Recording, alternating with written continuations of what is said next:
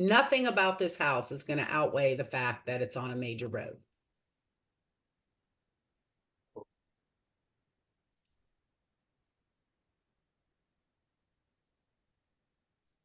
Thank you, Adrian. Close that one. Nisi, I like that one too. It's a little nicer than no. No. I've been doing this a long time. I know how to do this. If you want to buy a house, I will help you buy a house. I'm just not sure they want to buy a house. Yeah. Well, good morning, everybody. Welcome to the National Scripts and Real Estate Conversations. I am your host for Thursday and resident real estate. I'm your resident real estate coach and your host for the Thursday show. I'm Bernadette Hurley. And for those of you who are watching on Facebook or encountering us through one of the platforms that we're promoting, the way you get on this call is scriptsjedi.club. That'll take you directly to the Zoom link where you can register. You can hop on the call and join the community. Such an amazing community. On our pre-show, we had two really great conversations that we're going to continue on here. And the second conversation we're going to start first. And that is where one of our community members was talking about just the cycle of encountering a buyer that you believe you're doing your best to show them what they're looking for. You did a great buyer consultation, and for some reason, they just keep coming up with excuses to not write an offer. And so hands blew up, and we're going to continue that conversation. Let's go ahead and hear from Adrian. Good morning. What say you on that topic? Good morning, Bernadette. Well, Jenny, I've actually had somebody that did the exact same thing. I've gotten punked also, but I had somebody back in November that I started working with, and she was actually very cynical. We would write an offer and she'd walk away like she didn't care. And I listened to Lee Corey said on one of the calls that we've been on, have them write down 5 things. What are your top 5 things, that are a must have? And you might have some other wants, but they're not the top 5 things. And if the house doesn't have those 5 things, we're not going to go see it. So it's kind of setting the stage. So with my client, I actually called her back into my KW office so she knew it was business, set a meeting, had that conversation, and wrote those 5 things. She kept changing them, but I would remind her, okay, if you want to add one, we're going to take one away. Which one are you going to take away? And I ended up closing her, and it was hard. And we ended and closed, and I still like her and she still likes me. Miracle. But we ended up closing. So I wouldn't give up on them. I would just have a real heart to heart and lay it out for them, because they're wasting your resources and theirs. And when you tell them that, and explain it, I think it helps. But Paul Corey, I think, is amazing at that topic. So thank you. All great comments. Love the five things and bringing them back into the professional setting.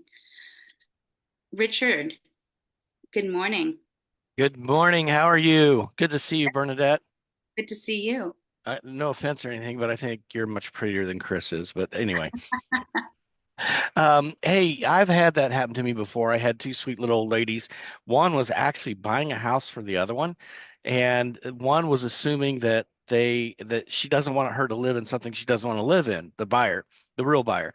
The lady that was having the house bought for didn't want to be assumptive and sound like she was being picky. So they actually were not agreeing without saying a word. Okay. And so I brought them into the office. This is back in the days when the internet was not so prolific. And I had a copy of every listing that I had showed them. I had 120 listings stacked up on the desk. And I said, hey, how would you like to see all of these listings? Can we see all of those? We don't have enough time for that. I said, but you have seen them. These are all the listings that I've showed you. Ladies, we need to come to some sort of an agreement here. And so I got down to the bottom of it, and I realized at that point what was really happening. And I said, you lady, you need to tell her what you want. You need to assume that if she's in the house and happy, she wants it. So we got that done. But also revisit the urgency and the motivation. These people may not be, it sounds like they're not all that motivated or being pushed to get into the next house. And that's, I mean, that is what it is, but I would revisit that motivation. And also, as far as, oh my gosh, 20 minutes felt like 30 minutes, don't take temporary frustrations to become absolutes. So, that's, that's one thing, because we have our listening ears on. Our radar is tuned to 100%, and everything we hear, we take as law. And a lot of times in their hearts, even, it's not law. It's just that she had a temporary frustration. Yeah. And On my it's stack, right? It's this tall of houses that we Oh, well, then shut them. Shut sure. them. Call, Yeah. bring them yep, into the all office. my And if, notes on everyone.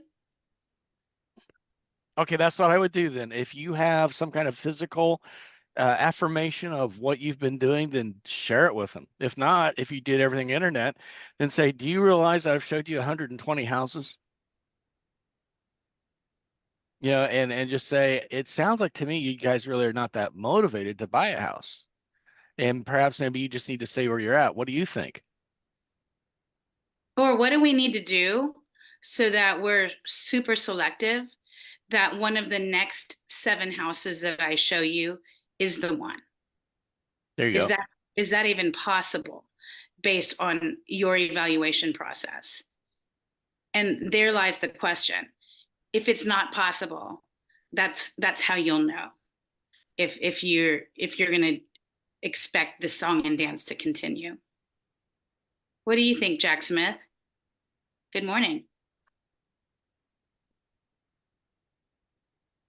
Sorry, good morning. I'm going to go back to the original conversation that people talked about, if I can, about showing too many houses and not what the correct criteria. The first thing I ask people when we are starting to work with them, because now when I was an agent, active agent, I asked all these questions myself. But now when I have to vet people before we start sending them out to our different buyers agents and people on the team, I asked one simple question: are you interested in buying a house? Are you committed? And that sort of changes the game a lot. And I have to tell you, Bernadette, 2 things. Number one, we are using that line that you use, do you want to hear what you want to hear, or do you want me to tell you the truth? We use that on almost every single conversation we have people when it becomes a sticky conversation, because it helps people, helps me get clarity and helps them get clarity. Because sometimes they want to take us down a slippery road that we don't necessarily want to go on, but we still want to satisfy their needs and their wants and so on and so forth. But I think the more that we dig deeper, or the thing that I have to say that I have learned, especially with these phone calls with the script practice and James in the morning before, the more we're clear with people, the clearer we are, so they don't take us down that road. And I think it's our place, or let me just say, I've just taken upon to me that it's my place to provide the best possible service I can. And I can only do that by getting honest answers. Now, 5 things for people to see that Lee Corey uses doesn't work for me. I think that for me, especially living here at the beach, we have to have several other things. Do you want to be close to the water? You don't want to be close to the water. All those things really matter, but the more we dig deep, and that's what you and Chris are teaching us to do, is just to dig deep and get the answers that we need and not be afraid. And I was afraid. Let me just tell you that I was always afraid, because I'm a high D. I don't want to be too pushy. But now I just decided, you know what? My time is too valuable. And once you read that book, 10X, dude, I am not wasting time on anybody. Buddy. And Busto, thank you for taking care of my buddy with the VA needs. I really appreciate you doing that. Thank you. Thanks for the referral. I appreciate you. All wonderful things, Jack. That's beautiful. I mean, we do have to protect our time. And when you start to see that stack continue to grow, we're missing the mark. It's better that before that stack gets to be that big, you're coming back to talk about motivation and talk about time. Like, listen, this is unusual. This is an unusual circumstance, so I missed something. I need to get clarity on timeline. Like, what is really motivating you, and criteria. Love it all. Go back to the beginning, Bernadette. If there's something going haywire, I owned it from the very beginning. Listen, I didn't do my job well enough because clearly we're not helping you the way you need to be helped. And nobody owns their business anymore. So once you own your business, they really don't know what to say, and then you can get real good clarity with them, in my opinion. Mine too. I opened up the breakout rooms because this is a topic that I want to spend some time with you guys having the opportunity to role play. So if you are joining for the first time or first few times and you haven't taken the leap to join the breakout room, I promise it's a safe space, wonderful people, wonderful scripts, wonderful community. They're all going to show up in the breakout room. So hop on a breakout room and then we'll come back at the top of the hour. And here in our main room, we're going to pivot and we're going to talk about what Shirley discussed. So the breakout room is open and we'll see you guys in just a little bit.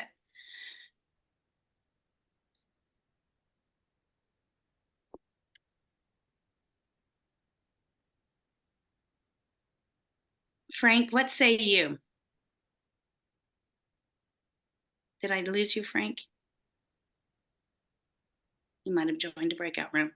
Hi, Ronnie. Morning. So I just wanted to piggyback on what Jack said. I mean, as a buyer's agent, I'm a former buyer's agent. I still use the 20-point buyer presentation, which is a PowerPoint slideshow. That's the reason why it's so much easier. And specifically, I just brought up the slide that says shopping for your home. The average buyer looks at 5 homes before finding the right home. You sit back, let that form do the heavy lifting because you hope the objection is going to be, well, you know, my cousin, my uncle, my nephew said, I got to see 20 homes before I could do it. And then the script goes like this.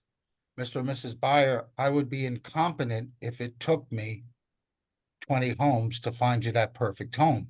And right on the slide, it says the comeback. The most important key to finding the right home quickly is your feedback. Ronnie, can you share that slide? I don't see it. Let me allow screen share, just in case it's me, not you. It is me, not you. Would you just pop that on really quick? Give me 1 second. I gotta go and pull it up. And then I'd be more than happy to. Oh, let me see. Erica, while he's pulling that up, good morning. Hi, good morning, and thank you for the opportunity. So 2 things. This actually happened to me, and it was a referral, and I had to have the honest conversation with the referring person about how difficult and challenging. I mean, and there were, that's putting it kind, right? Like about what was transpiring with a buyer.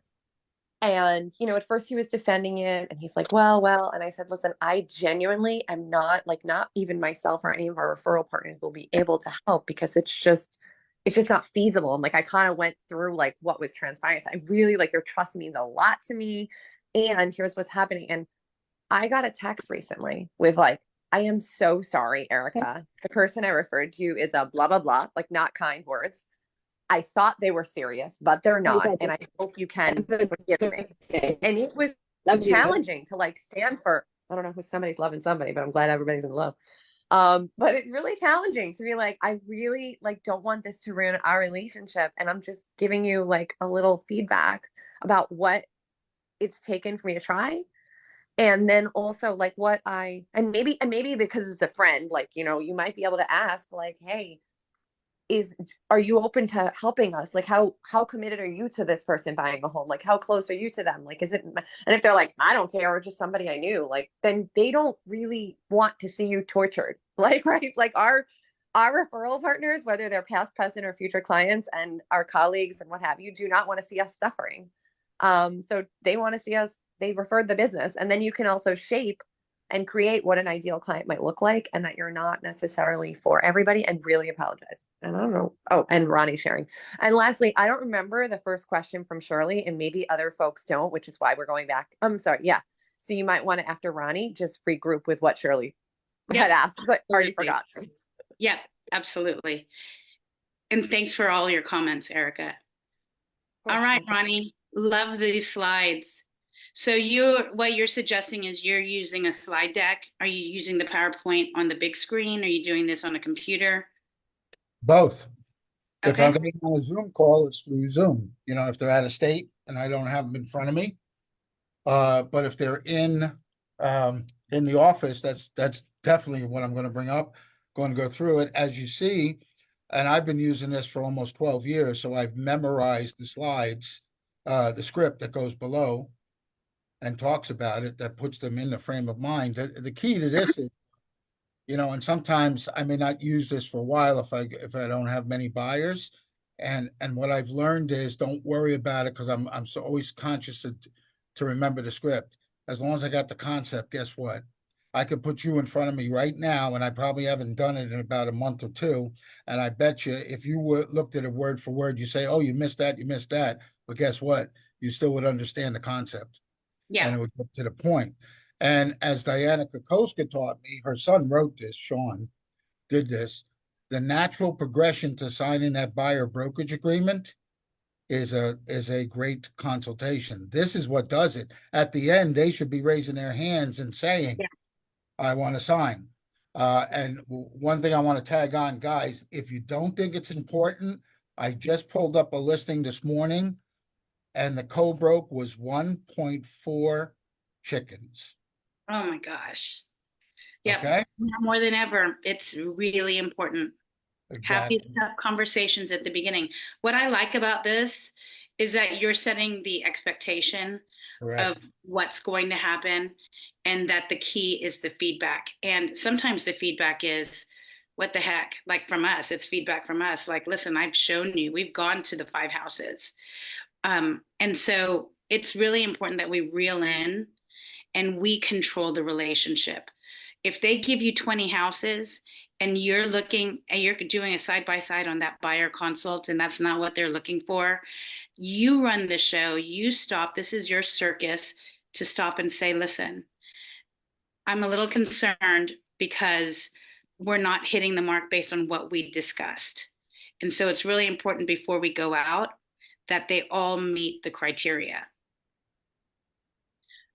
So thank you. And Ronnie, there's a whole bunch of good notes in the chat for you, questions about your slides and your presentation. So have at it, my friend. Before we switch over to Vicky, let's wrap up this conversation with Vicky. I mean, with Shirley, let's wrap this up with. Good morning, Vicky. Good morning. I was just going to ask Ronnie if he got that from KW Connect or where we can find the slideshow. I'll put the link in the chat. Awesome. Thank you. All right, we're going to pivot. We're going to have a conversation about when we have a seller. And actually, Shirley, why don't you frame it? Because I don't want to misspeak. I want us to talk exactly about the concept that you want to talk about. Well, like even in that last situation, I too take the perspective when something doesn't go the way that I think it should go, I take it on me that I haven't been clear in setting the expectation.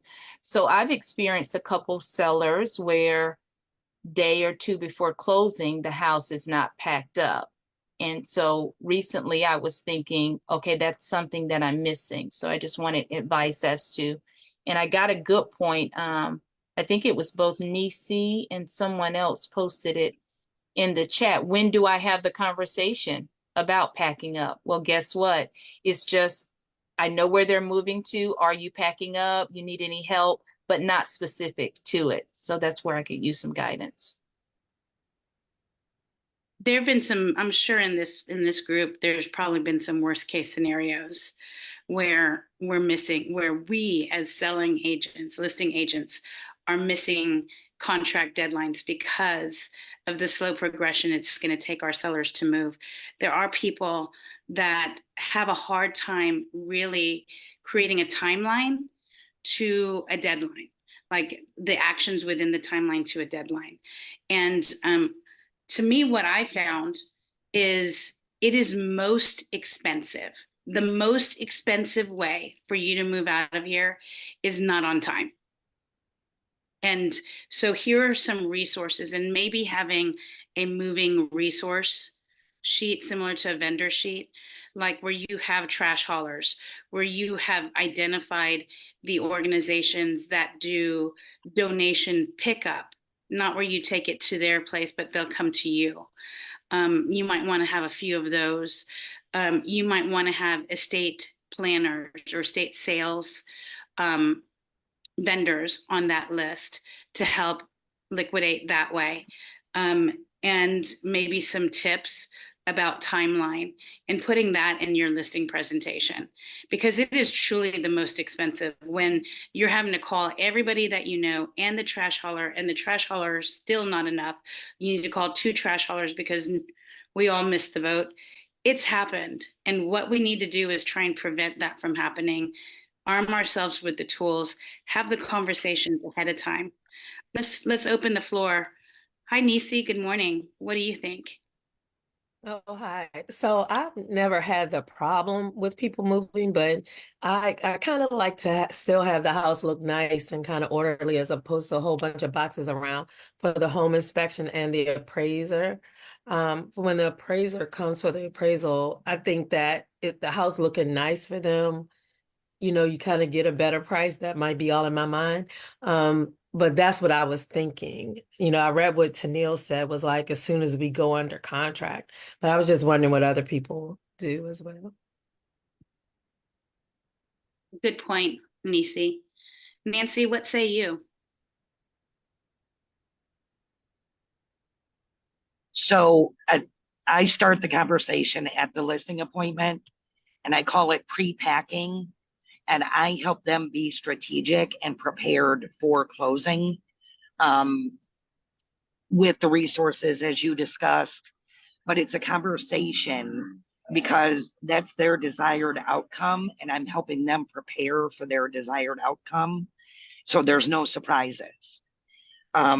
Whether it's bring them 10 boxes and, help them start the process, whatever it looks like, you help guide that from the signed listing on. Yep. And Shirley, you've done that, and yet we're still finding that it's not enough. Is that correct? That is correct. So what do you think, Nancy, when you see that they're not hitting the KPI, or they're telling you that they are hitting it, but they really aren't? So when I'm listing a home, and this may not be correct, but when I list a home, I do 2 updates with the sellers every week, one in writing and one verbally. And part of that update is, where are you packing? What help do you need? And I'm fully prepared to step in early, I guess, is the key. And if I'm saying, okay, you need help, I'll be there on Thursday. We'll do an assessment and we'll build a game plan. They have a tendency to move a little more swiftly if they know that you're coming and you're engaged and you're going to help. Early, though. It has to be early, not so close. Then you become the enemy because you're rushing them and you're hurrying them. But if you're a resource early in the process and throughout the process with the 2 updates, hey, we're under contract, or we've had all these showings, where are you on packing, that kind of stuff. So for me, it's an early guidance, and I'll step in early to make sure that it's happening. Maybe I'm a control freak. I think that's what I'm saying, is I'm a control freak about the process. Love it. Yeah. In that scenario, that's a strength. And so, Shirley put a question in the chat. Are you going by the home to visually assess the progress?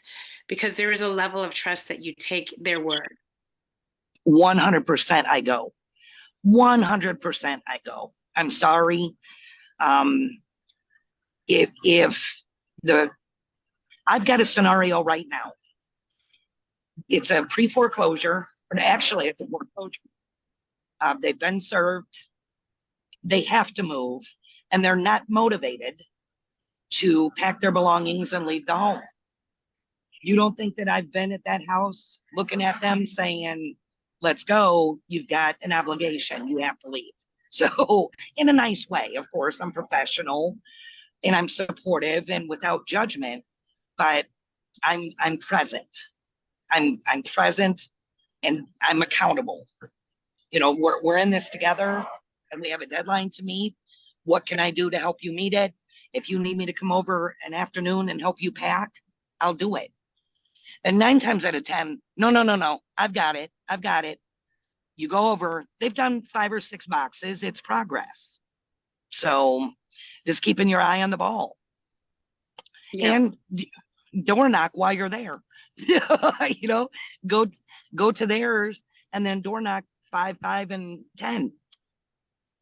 Take advantage. While you're there. Love it. Yep. Jenny, good morning. I was just going to say, if you Google military PCS move, they have extensive checklists and you can customize them. I helped my son move and get packed up in 2.5 days. So great resource to help you create something to give your folks. I mean, having a checklist helps Can it you put be that in not the so chat? overwhelming. I did. I put a link, but just Google military PCS move. It's in there, Checklist. 851. Yes, checklist. Thank you. Love And it. lots of resources. Military PCS move. Just trying to find. Thank you for that. Lisa. Yes, I had just a couple suggestions. Some people that deal with seniors a lot as part of their value proposition pay for 2 hours with an organizer.